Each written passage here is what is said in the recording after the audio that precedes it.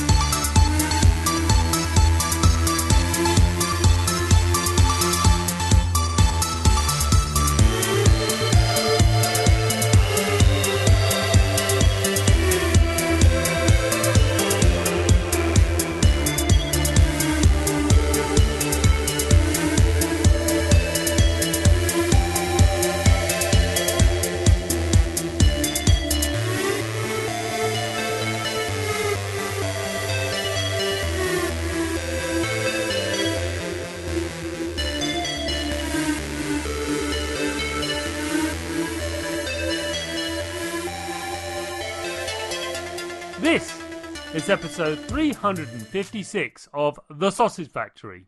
Welcome. In this episode, I chat to Jory Ryan of Creator Crate Games about their procedurally generated, object-focused puzzle platform game, Creator Crate. Yes, it's quite a mouthful. And Creator Crate is a very special game. It's a game about matter. And it matters that you understand it's about matter. Because you play this little robot thing that can turn matter into other matter at a whim, and it's sentient, and you are basically imprisoned because you realise that it could be quite dangerous to have around, but rather than just accept your fate, you break out of prison on this space station that's orbiting the Earth. And then run rampant as you run around, or jump around, I should say, just absorbing things and using those things to get out of the space station. And it is procedurally generated. There's a modular sort of sense of design that's been imposed within the creation of the space station. Its layout, it's never the same twice. And this adds massive replayability, of course. But it very much is a puzzle game. Yes, there's a lot of dexterity and that kind of thing, but ultimately you're trying to link A to B via F and then possibly L to get to where you're going. It's really clever, really well done, really well put together, of course, because every game I feature on this show is well put together. So without further ado, let us listen to me from the past talk to Jory about this extraordinary game. Chris, take it away. Jory. Hey there. Who are you? And what do you do? All right, so I'm Jory. I'm the developer of Creator Crate. It's an intense action platformer about an appliance that's escaping from a massive circular space station. Yeah. So, right. That's the thing we're going to be talking about in depth in the second half. Mm-hmm. But yes, Creative Crate that's why we got Jory on, because it's a thing you need to experience. Trust me, everyone. But so as far as how do you make your start making lighty video games? So as far as who I am, so this is my first big video game. I was mostly self-educated through high school. My parents kept me out of school with the intention of homeschooling, but in reality, I mostly just read library books, and I don't know, it worked out all right. I got into college, and before that, I made some games with Adventure Game Studio, and these games, they weren't really adventure games. So one of them was like a platformer about a lesbian couple that travels across an inhospitable world in a rover. And you'd like get into a space suit and go salvaging scrap, and your air meter was always ticking down. And I made another RPG with Adventure Game Studio. And like I had to really bend the systems in there to make Adventure Game Studio not be about making adventure games. And I also did a lot of level editing for Duke Nukem and Wolfenstein 3D, which was, other early stuff that got me into game development. So in college, I studied fine art, drawing, but I really wanted to keep making video games, and I decided my passion wasn't really in traditional art. And my college just didn't really offer anything in the way of digital art. They didn't offer anything in the way of game development. So, I made the hard decision to leave and just focus on learning game development on my own. And after a few projects that didn't quite go anywhere, I started Creator Crate, probably a bit more than 7 years ago, and I've been making it ever since. And Wow. I'm just releasing it now. It's coming to Steam and itch.io on August 11. Yeah, so future people, by the time this show is released, that'll be a while. So it'll definitely be out by the time this show is aired. So yeah, we're talking to future people then. So maybe Yeah. there's flying cars. We can hope, right? Don't know. Yeah. And yeah, so yeah, I'm really looking forward to when we delve into detail. But 7 years, that's the thing about Yeah, creation of like games. as far as I'm concerned, we're kind of living in a cyberpunk dystopia already, but it doesn't look as cool as it looks in Blade Runner. No, We really no. we really need a better art designer. Yeah, that whole big sort of Tyrell Corporation sort of pyramid thing. It's yeah, Hmm. that's a place. And I still remember when I was a teenager when that film came out and just being blown away by the art design, the visual, and the score. Let's Oh forget the yeah. score. It was a fine, and then you realise that the Oh, story is nonsensical absolutely. gibberish, and let's just stick with aliens instead. But no, that's a whole discussion for another time.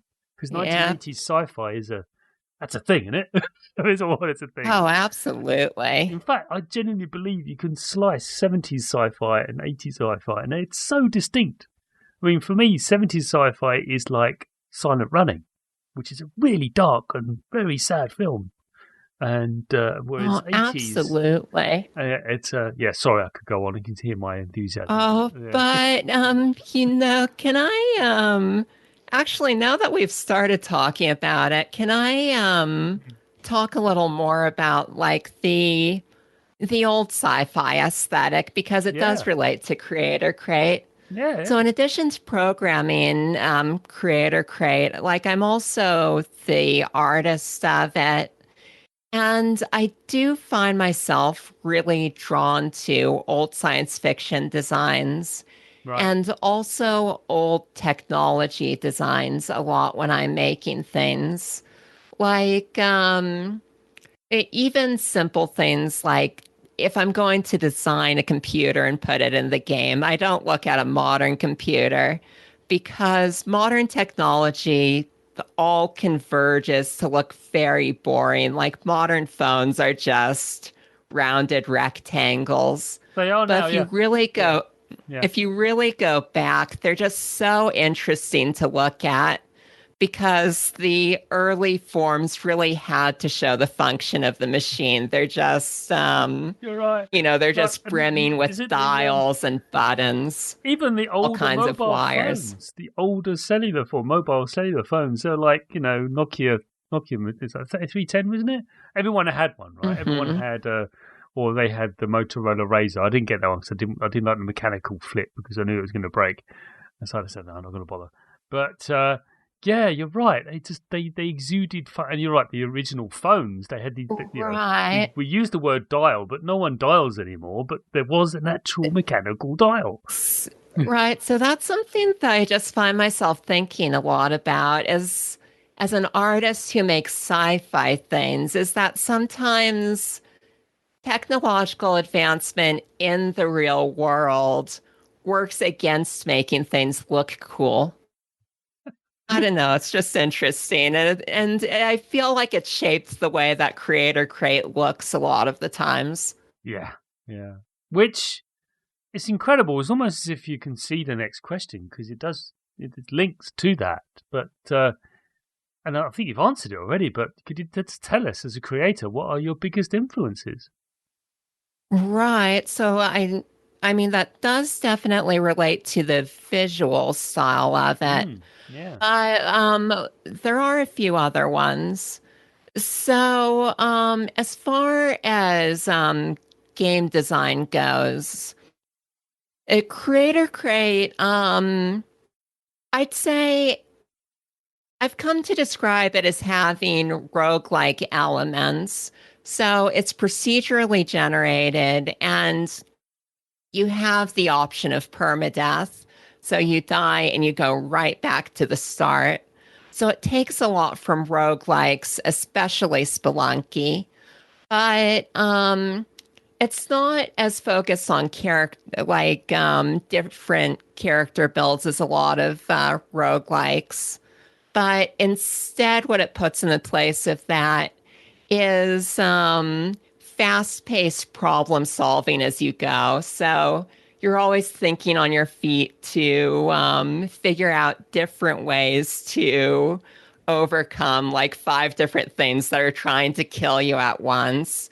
And every situation is set up so you can use different items to disarm the traps that are in each room.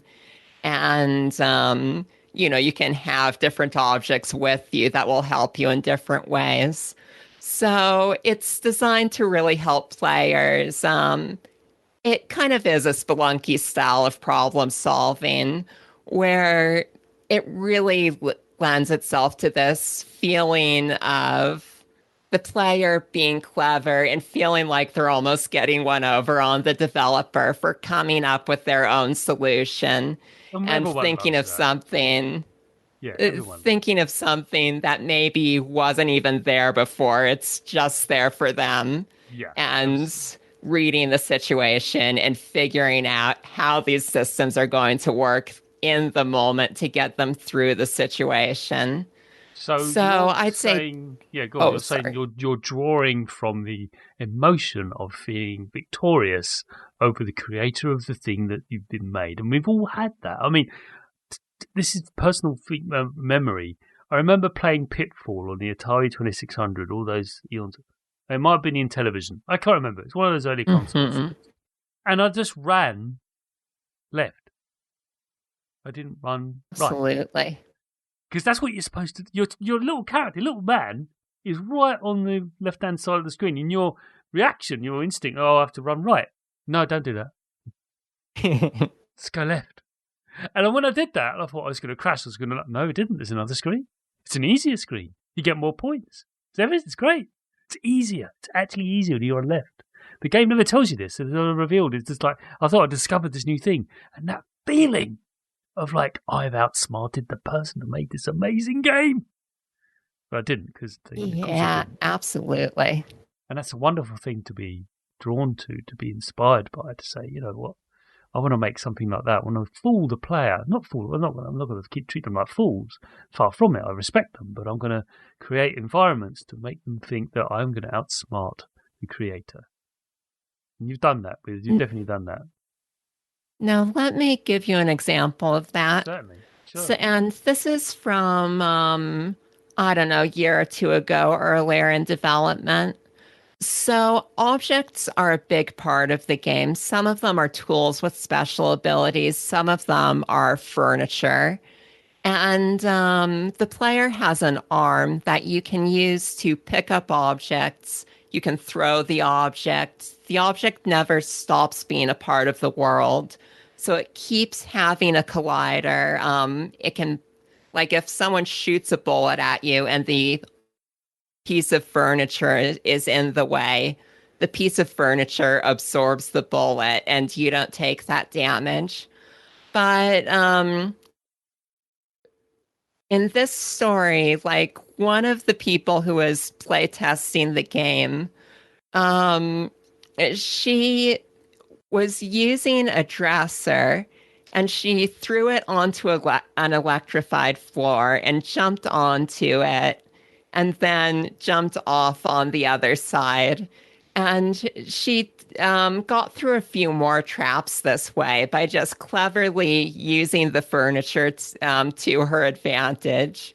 Yep. And then she came back to me and said, "There's a problem with the game. Furniture is overpowered."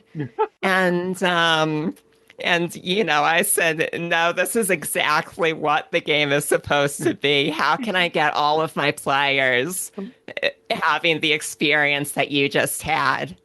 Yeah. And that's been the goal ever since. That's a laudable one, a laudable goal. So you've done it. Yeah, it's just for me when I see those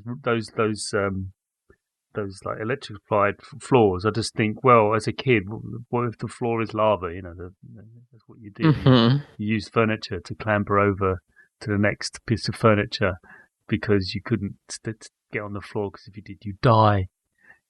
So yeah, it's that Oh, for me. That's absolutely. the logic tracks. So my next question is this: what developer do you most admire in the industry and why? So, I'm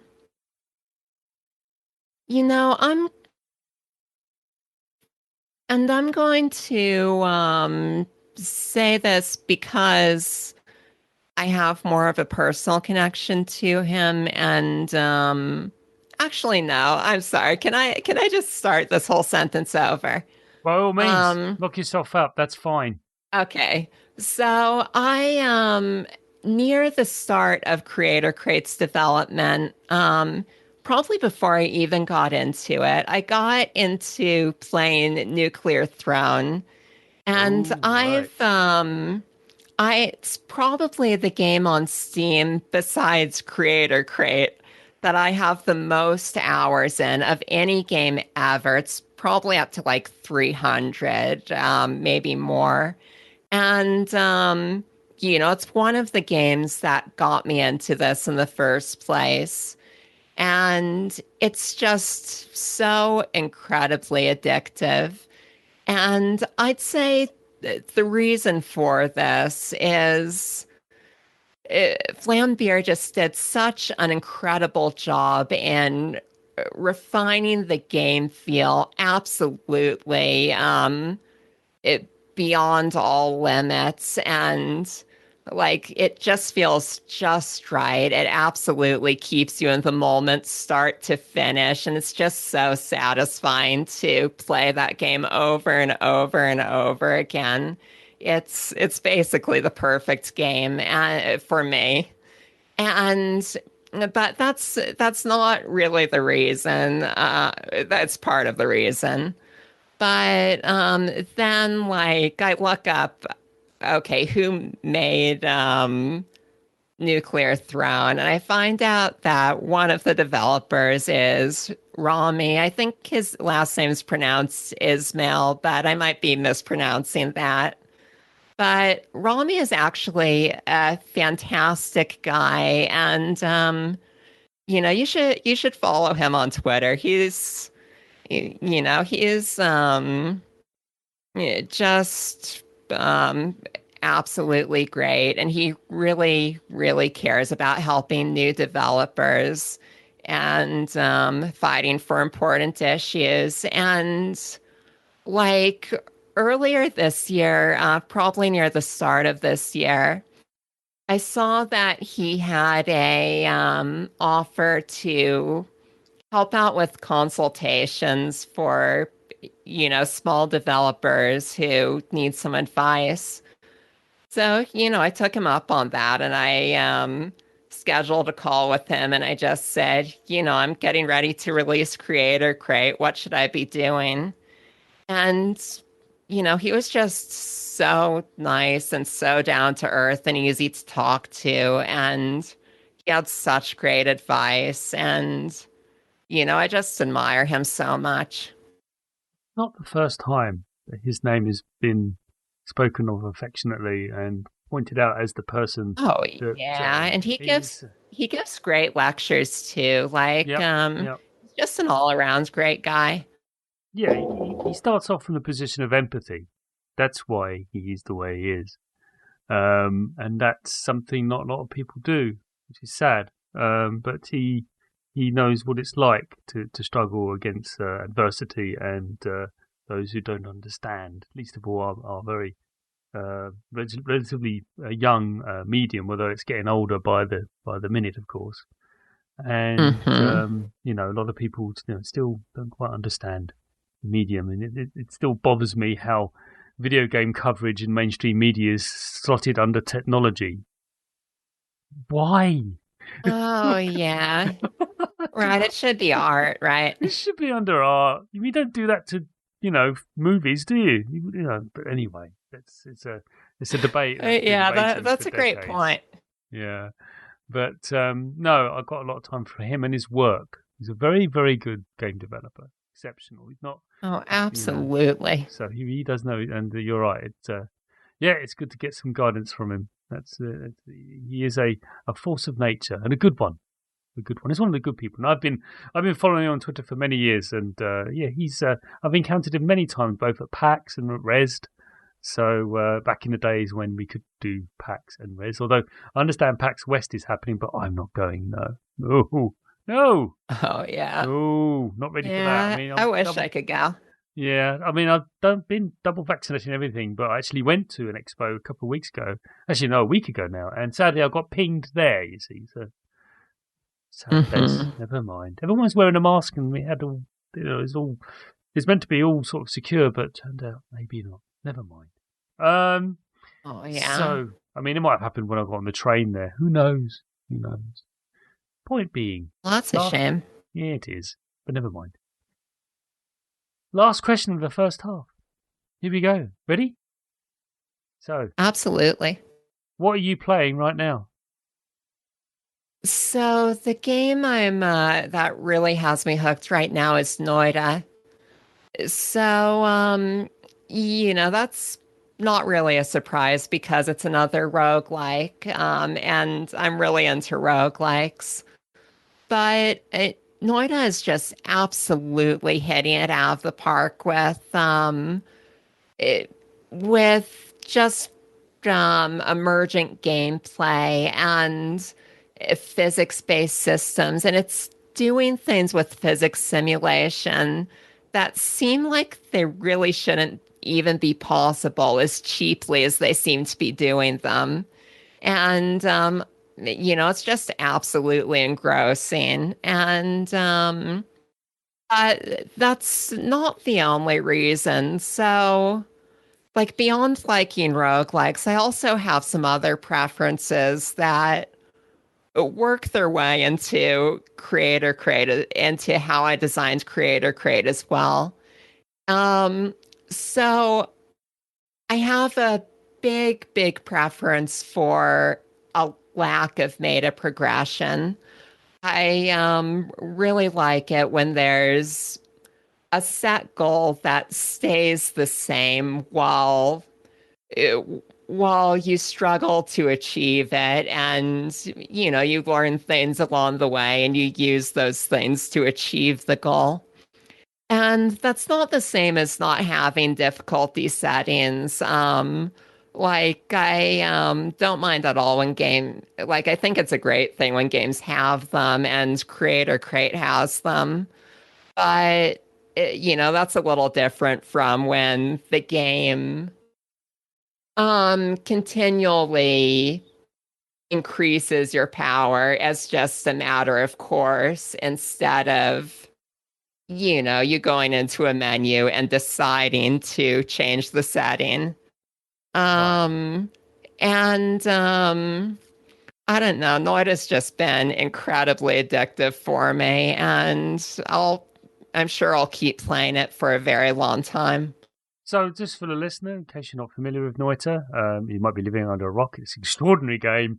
It's very, very popular. But it's a 2D side-scrolling platforming destructive scenery game where you can manipulate the environment by setting fire to it, flooding it, exploding it, then setting fire to it, then setting fire to it again and exploding it, imploding it. That's a good thing. Or indeed turn into a chicken. But it's fine because you're okay because it's Noita. But it's no, it's extraordinary. It embraces. It says you need to drink in the chaos. It's okay. The chaos is fine. Once you embrace that, you're about, I don't know, a fifth of the way there. Is that a Oh, fair yeah. description of it? Because I have Oh, played it. absolutely. And Yeah. also, very focused on material and fluid and gas simulations and Yes. ignitable gases Yeah. and like picking up flammable fluids and moving them to other places and lighting them on fire and just all kinds of different magic systems. Let's just say it's a CPU heavy game. Oh, yeah, I'd say that's fair. Because there's like all these numbers and interaction with other numbers, and oh boy, poor spreadsheet. You can feel it groaning now, but it's awesome. So it's great. We have computers that can do that now, whereas back in the day, not so much. Oh, So sorry, absolutely. yeah. So that's the end of the first half. So we move on to the second half, where we delve even deeper into Creator Crate. Oh, yeah, let's do it.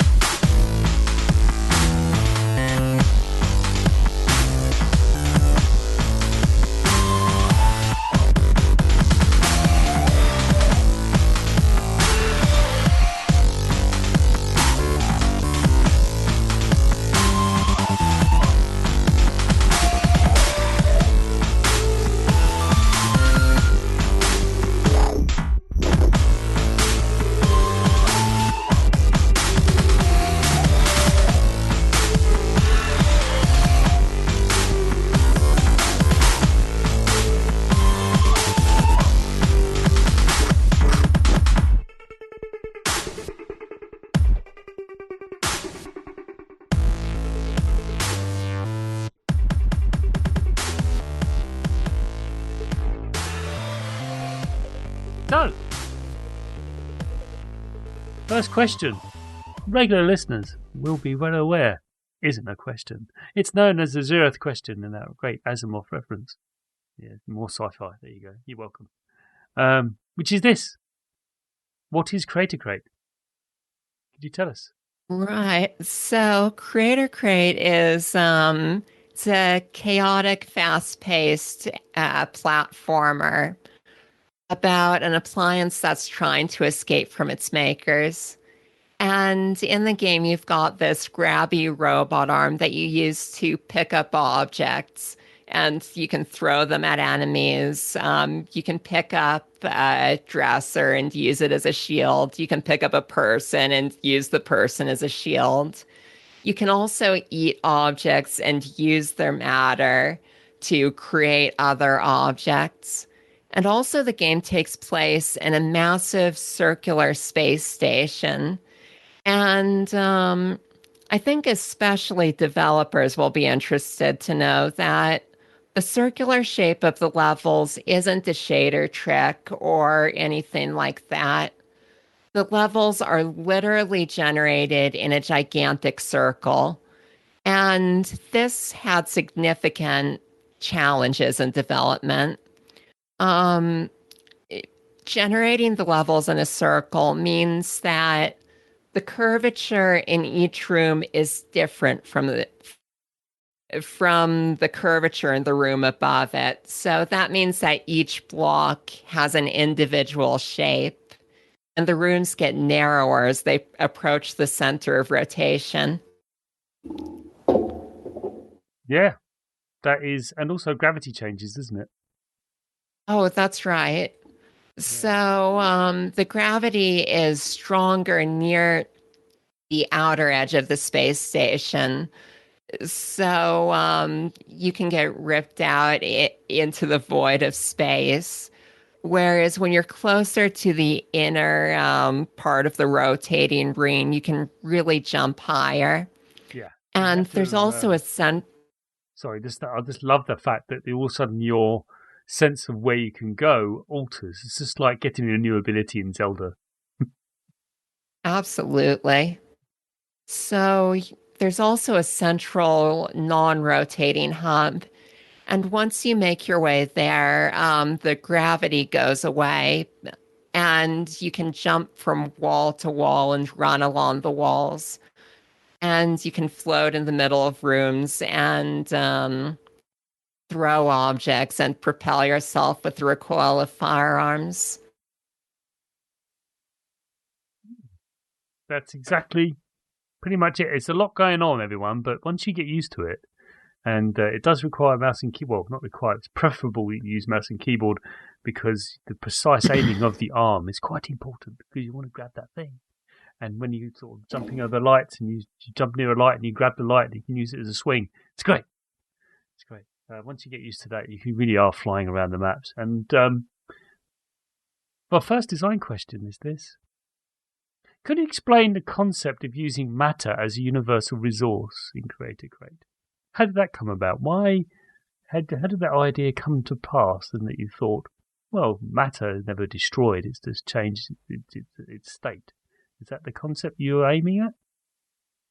Yeah, so I'd say that that idea probably came about. I don't know, a whole lot of stuff in Creator Crate was inspired from things that were important in my life around 7 years ago when I started development. So I was really into 3D printing at the time. And I was doing a lot of designing 3D printed jewelry. So some of the stuff I'd use an online service called Shapeways where you send it in and they like print out a metal pendant or ring or something and send it back to you, using the 3D model that you made. And I also got a home printer. And, those are really fun to watch if you've ever seen them. It just whirs away all day, printing out one layer at a time in plastic. Yeah. But also, I read a whole lot of science fiction, which also inspired the shape of the space station, the rotating ring that spins to generate gravity instead of just Star Trek style gravity generators where it's a flat plane with, just a mysterious technology that keeps the gravity going. Up there with inertial Um, dampeners, how do they and work? It's like what's that now? inertial dampeners. So Oh, basically, yeah, exactly. it's like, oh yeah, with this, because I've seen all 5 seasons of Expanse now, and like, yeah, that's how space travel is. It's terrifying. Right. Right. So Creator Crate is a little bit more like The Expanse, Yeah, where it's a design that basically could work in the real world if, we just advanced a little bit more, but it's not doing anything that breaks the laws of physics as we understand them. So, I also read a lot of hard science fiction that involves things like self-replicating microscopic and submicroscopic machines that transform matter into other objects. So, all that stuff was kind of floating around in the air. And I thought it would be really cool to have this as a player ability. And, it's also a really terrifying player ability because I think a lot of the comedy in Creator Crate comes from this disconnect where the Creator Crate's intro scene is this really banal commercial for this home appliance where you just kind of put this machine on your kitchen counter and it makes like a coffee machine if you need a coffee machine. But what the Creator Crate does is like this terrifyingly powerful process of grinding up anything in the world and making anything else. And, Exactly. one of your abilities in the game is you can just like snack on people left and right. Yeah. And and then you can try to make them again, but I won't spoil it too much, but they No. don't come out right. No, it doesn't end well. So, It's like Mr. that's Fusion from Back to the Future. It's just like that. Only rather than energy, it produces other things. yeah. So I think that's where the real slapstick comedy of the game comes from is like this attempt to turn this horrifying power into something marketable and tame and Yeah, not having it work out. yeah. So it's basically Alien. So anyway, Yeah, basically. I'm an okay guy. I just work for the company, but really I'm an okay guy. Anyway, I want to talk about navigation now because you've already mentioned this circular sort of space station, and this is my next question to you, by the way. It's quite important in Creator Crate. It really is. How have you found communicating to the player where things are relative to where they are in the space station? What kind of things have you found to give them pointers? You go, "Mate, maybe you should go here," or indeed, because I found that during the tutorial, which I love, whenever I play a game, I always go to tutorials because the fact that they exist is really important because they're terribly, terribly hard to make.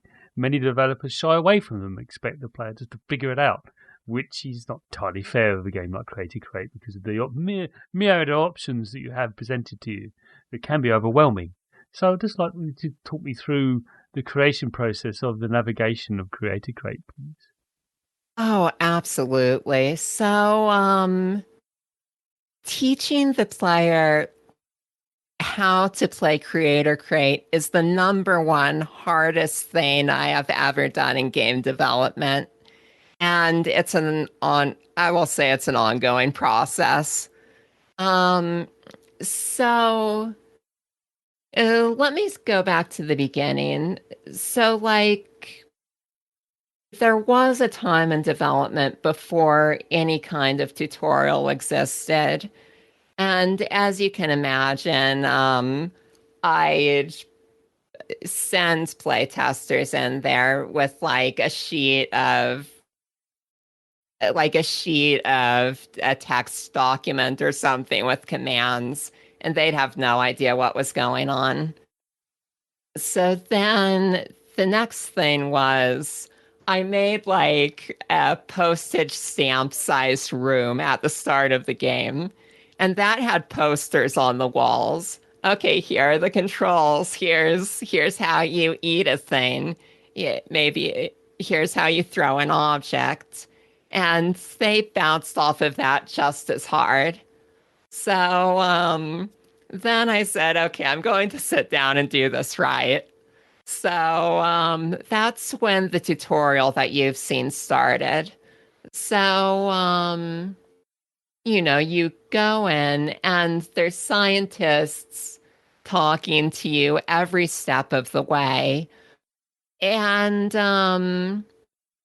the first thing, I guess, is you can't count on people reading the things you tell them.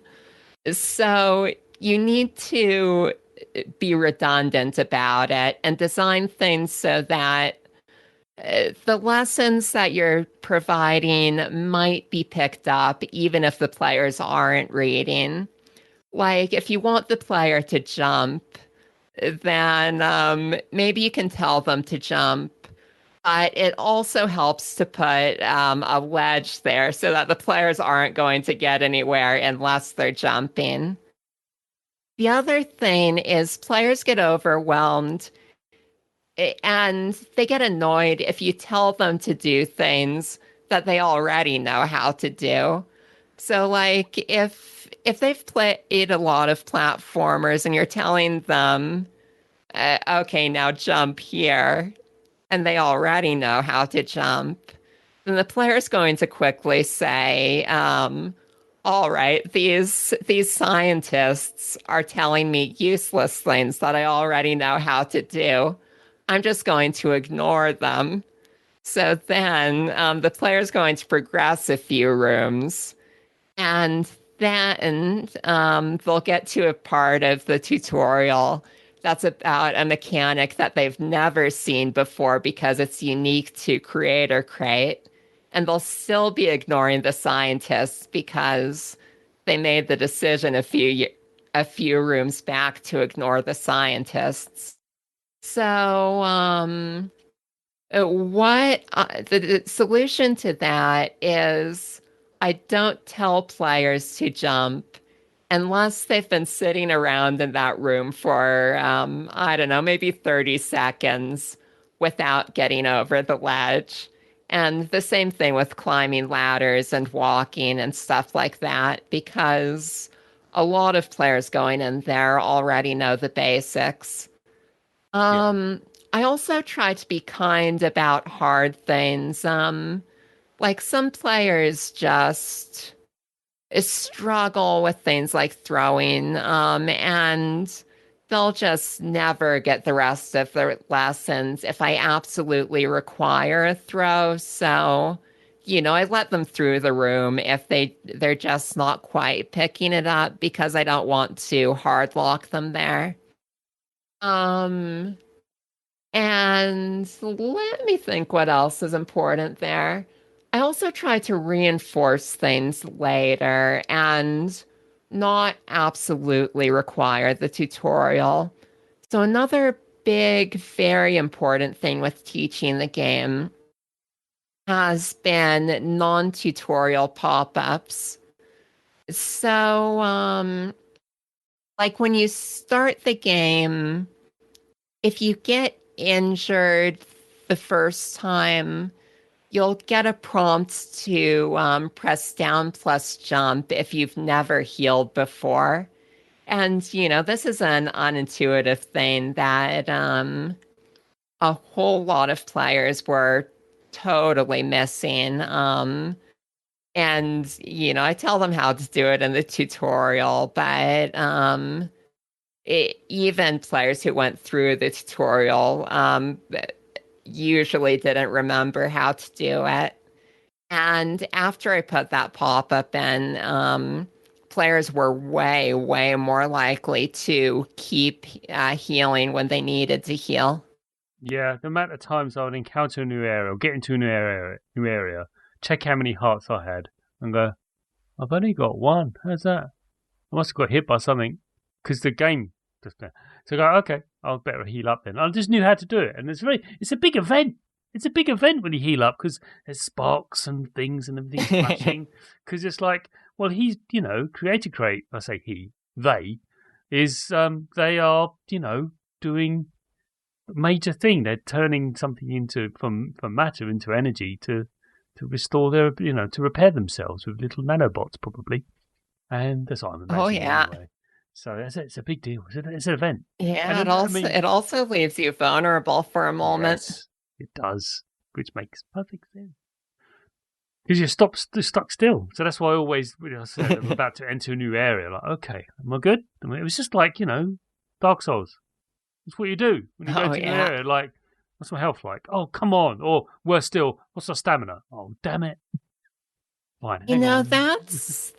That's another, I think that's another unusual decision I've made in this game that I want to talk about briefly. Sure, sure. Is there's a lot of matter in this game, right?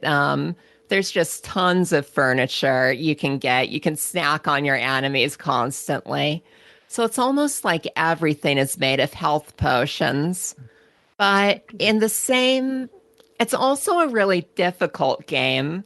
So it's something where the situations get out of hand quickly. But you can also recover quickly. So I don't know. It's just something where it's hard in the moment, but it's also easy to it it doesn't keep you down for a long time. Yes, that's quite important.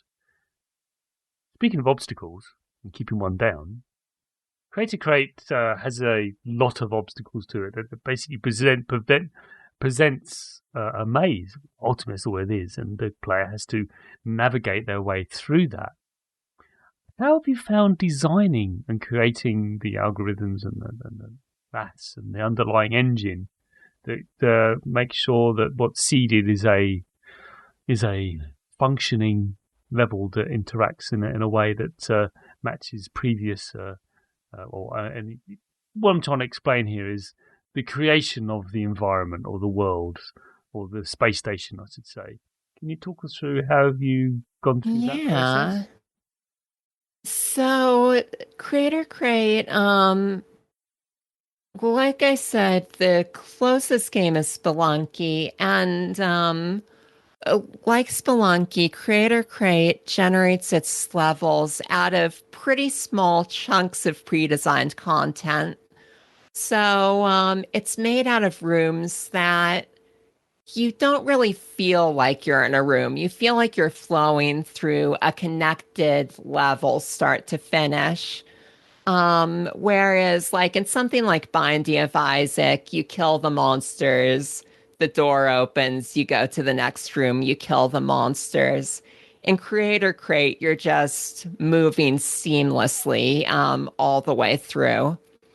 And the way that I designed this on the back end is I draw it, and I stop me if I'm getting too technical, but like I draw out image files, and each color in the image corresponds to something in the level. So, like a red color is an indestructible block, a green color is a destructible block, a pink color is an enemy. And some of these colors are like entrances to the rooms. So then I put all of these in the folder, and the game, sorts these so it knows what kinds of maps it can put where. And then it generates a path of these from start to finish in each level. And Creator Crate kind of does have levels. Like almost everything you're moving through is procedurally generated content, but there's a few key rooms that never change that are kind of between levels where, you get to a checkpoint, maybe you see a little cut scene where scientists are talking to each other or something, and then you start moving through another procedurally generated level. And usually I have a pretty good idea when I'm designing the rooms. The player's probably going to be entering on the left side and coming out on the right side, or vice versa, depending on the section. And I also I started out years ago generating my levels a bit more maze-like and less, with more branching paths and more dead ends and things like that. And players would get absolutely lost in them.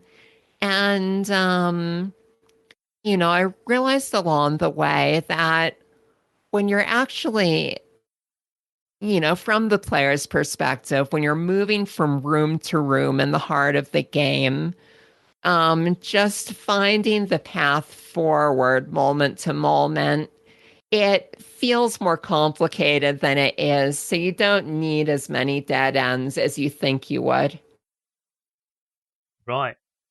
And that's the trick, isn't it? Is that making sure the player experience isn't one of frustration. And as magical as procedurally generated is, and I'm liking it to a sliding puzzle from many eons ago. We had a little puzzle and you sort of slide things around. And you created these discrete sort of maps that interact with each other, like a seamless sort of like texture that can just wrap around each And other. And yeah, it's clever.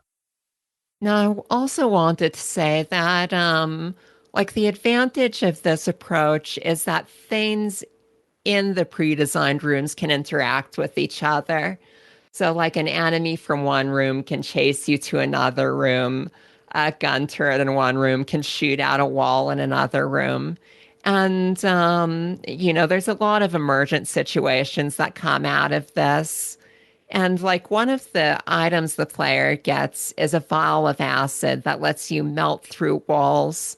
And you can get some pretty interesting shortcuts this way, where you find a destructible wall somewhere in the level that lets you cut through a significant like knot in the level design that it cuts out a good chunk of your path through one of those levels. And I think that's going to be really give some really interesting options to speedrunners and things like that. Oh yeah, yeah. It's quite revelatory when you encounter that. It's like, oh, I don't have to go all up there and then back down there. I can just go through there. Huh. Kind of like a reminds me of what we were talking about earlier, like the pitfall moment. Oh, just run left. Exactly. So, the last question. I know, all good things. Let's come to an end, and here we are. But I want to talk about something that's much more subtle, or maybe more obvious, depending on your point of view. The size of Creator Crate, sorry, is relatively small. They are, sorry, relatively small compared to everything else. They are, density and that kind of thing. People talk about physics and stuff like that, but they are quite small, and they move very very fast. When you get going, they can really the speed at which Creator Crate goes at can be quite something. Why? Absolutely. Why? Yeah, so that is a great question, actually. So I think, okay, there's a simple and a complicated answer to that, and I really want to get into it. So the simple answer is because that's the kind of game that I enjoy. I get impatient when I'm playing a game and the character moves slowly, and I get very engaged in a game when things are happening quickly, dangers are coming at you quickly, and I enjoy the thing that I enjoy most about a game. One of the things I enjoy most about games is feeling that I'm I'm powerful as a player, and my power is pitted against a powerful world that's acting against me. And I think that's much more engaging than feeling like, than the inverse situation where it, you're slow and powerless and the world's not doing much either.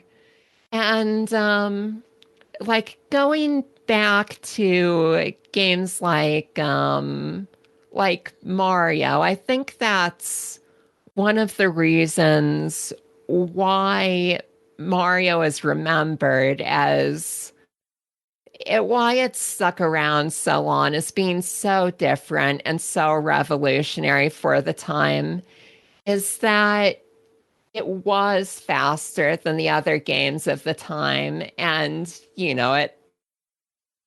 it flowed better and went faster. And I think, maybe that was even hard to get used to, but it stuck around because that's a very engaging experience. As far as why the player is so small, for one thing, it's a story about an appliance. True. So, Yeah, it's a toaster. I wanted the player to be the size that you could imagine. When you crouch, you go into crate mode. So you could imagine the player like that, sitting on a kitchen counter, spitting out cups of coffee all day. But also, it gives you, even though I just talked about being a powerful player character, I think you also kind of want the sense that you're the scrappy underdog. So even if you have a lot of abilities, these humans are kind of towering over you, and you're in their world, and everything is against you. So it's more exciting if they're all bigger than you are. And also just from a gameplay perspective, I think small player characters work well because it leaves more space for other things going on the screen. Because after a while, the player character is always on the screen, so you just tune it out after the first 10 minutes of gameplay. Whereas the other things around you are always changing and you always need to pay attention to them. So those need to take more of the focus. Yeah, it's a very wise decision because it does keep you completely engaged because you feel vulnerable yet you're immensely powerful. Once you figure out the latter, you actually used as your size to an advantage, which you can. Oh, So absolutely. um, And you know, it's interesting because just from a pure gameplay perspective, being small is an advantage because it means there's less space for bullets to hit you. Even though in real life, like, I'm small, maybe I'm less strong or something. In a video game, being shrunk down is actually a power up. yeah, as odd as that sounds, it generally is. Doesn't work with Arkanoid though. Anyway, when your Oh, character yeah. is smaller, that was always annoying. That's funny. When it was hilarious. Like, Yeah. oh, a power I up. mean, Oh no, it's going a power back down. No. going back to Mario, when you get big, you're more powerful, but all Yeah, other things equal, being bigger is more surface area for things to hit you. yeah. Like Gallagher, where you get the second ship, and then you go, oh look, I can shoot things, and oh no, they blew it up because there's more of me. So it's just annoying. Oh, yeah. Creator Crate, which is developed and published by Creator Crate Games, is out now for Windows, PC, and Linux. Is that true? I understand it is going to be on Linux too. That's what I read. Yes, absolutely. Yeah. And it's been like it's been developed and published on Linux. Mm. So like over the years I've switched back and forth between Linux and Windows, and I just absolutely love open source software, and I'm very happy to be able to publish for Linux as well. Yeah, yeah. So, Dora, it's been wonderful having you on the show. You're a Yes, and great thank you guest. so much for having me. Yeah, you're more than welcome to come back because we do have a lot of return guests, and Oh, come back that and would be fantastic. chat about whatever next is cooking up and stuff. Because I'm sure you've been working on something at the same time and eager to release that eventually. But we'll be here. Oh, definitely. We'll be here. But in the meantime, thank you very much. Well, thank you so much. You have been listening to the Sausage Factory podcast, part of the Cane and Rinse Collective. Support us for just $2 per month at patreon.com/caneandrinse for early, extended and exclusive podcasts. Find us on Twitter, Facebook, Instagram, Twitch, YouTube and at our website caneandrinse.com.